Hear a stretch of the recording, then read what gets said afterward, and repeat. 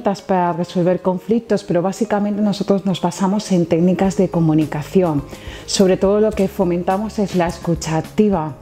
Para ello pues utilizamos herramientas que lo que hacemos es devolver la información de otra forma distinta, pero que la persona siempre entienda que estamos prestándole de alguna manera no solamente atención, sino que además estamos entendiendo el mensaje que nos quiere transmitir, e intentamos también hacer devolución no solamente del mensaje, sino también de las emociones que nos está transmitiendo esa persona.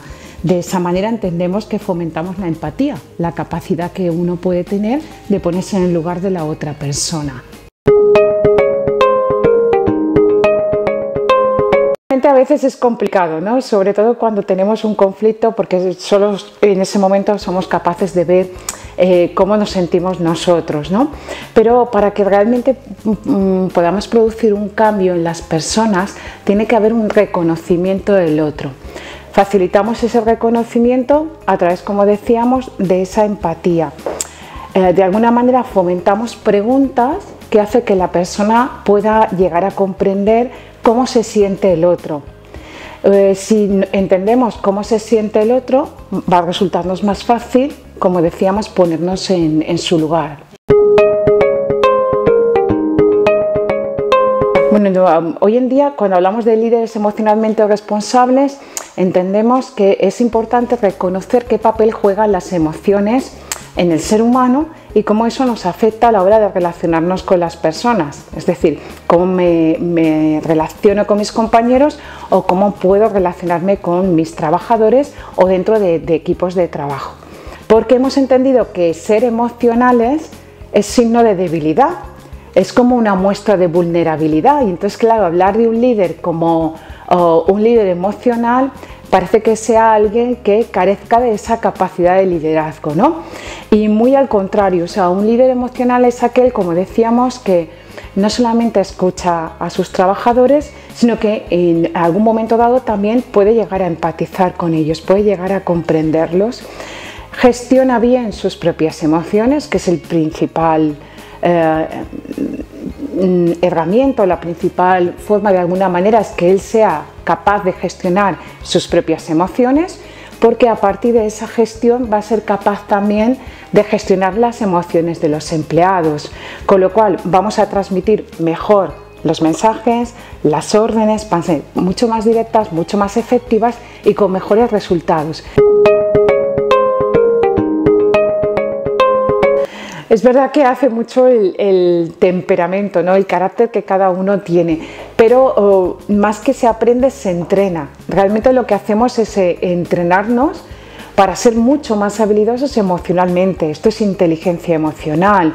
No hacemos más que conocer, como decíamos, cómo funciona nuestro cerebro, qué papel juegan esas emociones, por qué son todas adaptativas a pesar que muchas veces pensamos que son negativas.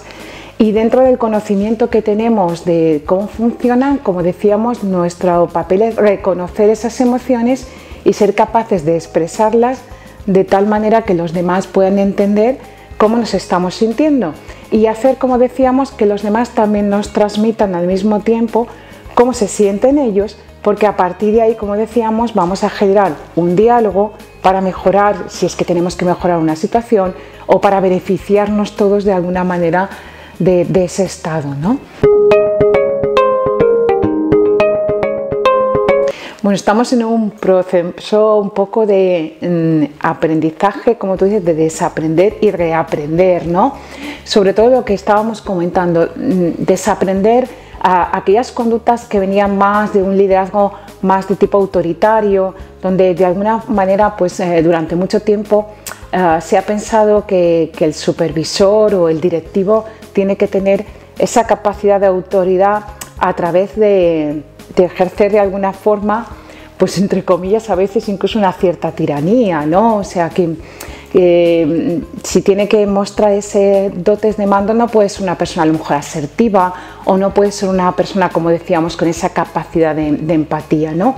Entonces, desaprender ese tipo de conductas, saber que hoy nuestras empresas del siglo XXI no son iguales a las empresas del pasado y que por tanto necesitamos otras herramientas herramientas de adaptación al cambio, necesitamos flexibilidad, necesitamos creatividad, necesitamos innovación.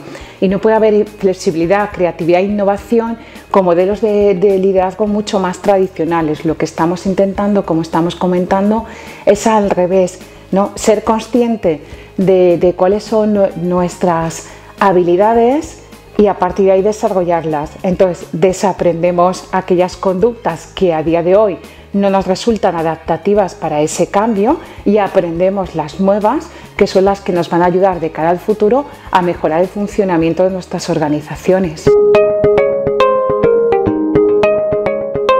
Bueno, el papel de las mujeres, la verdad es que tenemos todavía mucho camino que hacer, ¿no? Sobre todo en el papel de la mujer como directiva, como empresaria o como emprendedora, porque nuestra tendencia es a estar siempre detrás.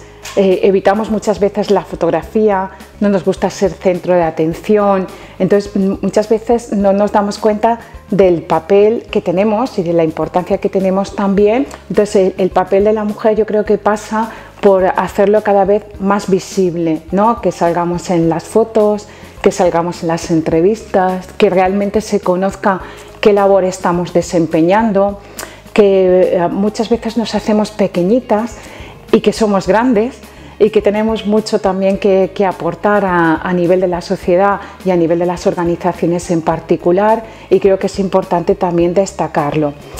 Si es diferente cómo enfrentamos el problema es porque nosotras nos podemos permitir el lujo de ser emocionales. Se entiende que las mujeres somos más emocionales y nada más lejos. Nuestro cerebro es exactamente igual entre hombres y mujeres. De hecho, somos todos 80% emocionales. Cuando digo esto, la gente suele sorprenderse. 80% es un porcentaje bastante elevado. Creemos que somos racionales, pero no lo somos. De ahí la importancia que tiene, como decíamos, el conocimiento de las emociones para el papel que hoy estamos jugando dentro de las organizaciones. Yo creo que es un ejemplo, que pasa por el ejemplo y pasa, como decíamos muchas veces, por la humildad y por la humanidad. Por ser capaces, como decíamos, de no vernos más arriba, sino que todos somos iguales al final. Pero sí que necesitamos el que todos entendamos que estamos todos en el mismo barco, que todos sumamos y que si todos remamos en la misma dirección, va a ser más fácil que se cumplan los objetivos que queremos desarrollar, que los cumplamos de la mejor manera, con mayor satisfacción, y que además pues lleguemos al rumbo o el destino que nosotros queremos, ¿no? A cumplir nuestras metas. Bueno, lo importante es saber qué papel está desempeñando la neurociencia, porque esto es reciente, es muy nuevo y cada vez estamos aprendiendo más cosas, pero sí que nos aporta cada vez más información, empezando porque el cerebro sabemos que es plástico hoy en día durante toda la vida. Antes pensábamos que se desarrollaba hasta los 12 años, que era la edad en la que el cerebro del niño ya estaba desarrollado. A partir de ahí pensábamos que no íbamos a poder ejercer ningún tipo de cambio. Hoy sabemos que el cerebro es plástico, por tanto aprendemos y desaprendemos lo que estamos diciendo y tenemos esa capacidad de entrenarnos a través de la neurociencia, ¿no? En concreto, a mí lo que me gusta trabajar en el ámbito de las organizaciones y desde el punto de vista de la felicidad es entrenarnos en posturas poderosas para cuando nos hacemos pequeñitos o pequeñitas, pues seamos capaces, al contrario, de vernos grandes. Entonces esto funciona muy bien ante determinadas reuniones de trabajo o con personas, como decíamos, que de alguna manera pues sentimos que tienen como más poder por nosotros. Y bueno, pues entrenarnos en estas posturas 2 minutos, que es lo que necesitamos, que no necesitamos más, pues nos va a ayudar a generar un estado de ánimo diferente que haga que nuestras aportaciones en el trabajo sean muchísimo mejor. Básicamente problemas de relación interpersonal. Suelen ser malos entendidos, problemas que tienen que ver con la comunicación, de yo pensaba o yo creía que tú. Entonces a veces sí que es verdad que los conflictos vienen derivados por la propia estructura organizacional, pues como decíamos, porque a lo mejor no hay un liderazgo participativo o el líder no delega, directamente tiene o asume toda la responsabilidad. no toma partido, digamos, los trabajadores o no saben, como decíamos, el rumbo que tienen que dirigir. Y sobre todo, como decíamos, pues estos problemas que vienen derivados de la falta de comunicación. El estrés del día a día, la sobrecarga muchas veces de trabajo, nos hace que tengamos poco espacio para hablar entre nosotros. Y eso hace también que a veces pues, se generen esos problemas, como decíamos, de malentendimiento. Nos cuesta salir de nuestro orgullo, nos ataca y nos duele el ego. Entonces, cuando sentimos que nos duele el ego, lo que decíamos, en lugar de huir del problema, solemos atacar, ¿no? Cuando muchas veces tenemos que intentar tener, como decíamos, una flexibilidad mental que nos diga, bueno, antes de decirle yo algo, voy a escuchar atentamente. O sea, cuando me está diciendo esto, ¿por qué me lo está diciendo? Voy a verlo como una crítica realmente constructiva, no destructiva, ¿no? O sea, o cuando tú en un día determinado pues me hablas con otro lenguaje distinto o con un tono de voz diferente, en lugar directamente yo de responderte, voy a intentar, primero pasa por respirar evidentemente y gestionar, como decíamos, mis propias emociones, pero intentar averiguar qué hay detrás de ese tipo de conducta, que eso es lo que nos cuesta. El problema también es verdad que nos faltan espacios de reflexión. Vivimos, como decíamos, muy deprisa, en los entornos de trabajo tenemos el tiempo que tenemos y tenemos que sacar el máximo partido, el máximo rendimiento a nivel laboral, y muchas veces nos faltan esos espacios también de reflexión, de autocrítica y de crítica también en conjunto de cómo estamos funcionando como equipo o como propia organización con ánimo de mejorar, ¿no? La mediación lo que reduce es el coste dentro de la empresa y lo reduce de forma significativa. ¿Cuánto tiempo invertimos en resolver conflictos? Muchas veces entramos en la empresa y nos llaman por teléfono y dicen, mira, estoy resolviendo incidencias. El tiempo que empleamos, el coste económico real, abogados, procuradores, árbitros, lo que decíamos, todo lo que estamos empleando a la hora de resolver conflictos, tener que despedir a un trabajador, tener que introducir a un trabajador, formar de nuevo a ese trabajador, nos produce mucho más gasto el conflicto propiamente que la resolución del mismo.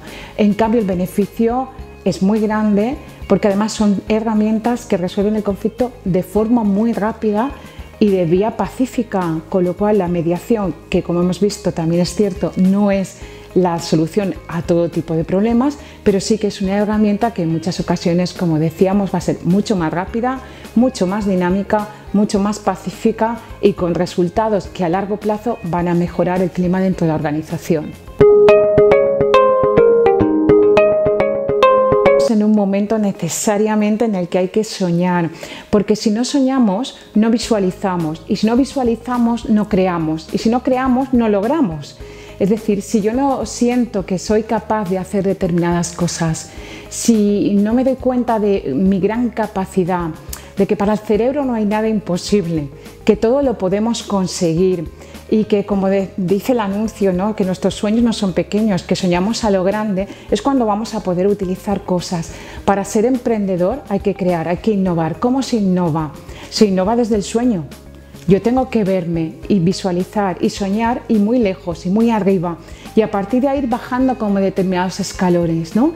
Verme a mí, verme ganadora, cómo puedo llegar a conseguir ese sueño y a partir de ahí, como decíamos, ir logrando a través de distintos pasos que me ayudan a crear qué necesito hoy, a día de hoy, para ir consiguiendo y subiendo escalones hasta llegar a aquello que quiero llegar a conseguir.